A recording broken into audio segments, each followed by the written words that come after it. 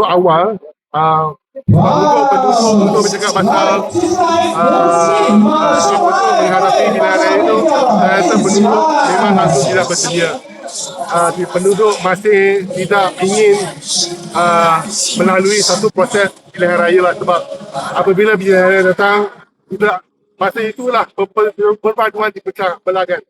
So saya rasa sekarang kerajaan pun sedang mencari jalan untuk mengukuhkan ekonomi kita agar penduduk kita boleh mendapat manfaat, semua boleh mendapatkan kebaikan.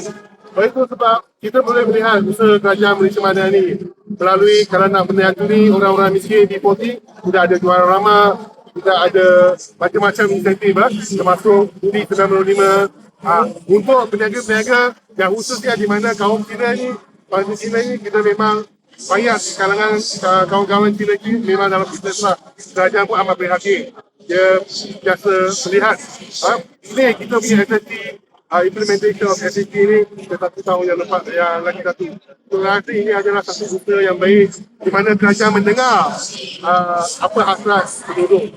So, apabila hasrat penduduk didengar, apabila penduduk rasa puas hati, saya rasa itu masanya lah kita boleh menentukan kerajaan kita yang seterusnya. Kalau boleh kita kekalkan kerajaan Malaysia Madani.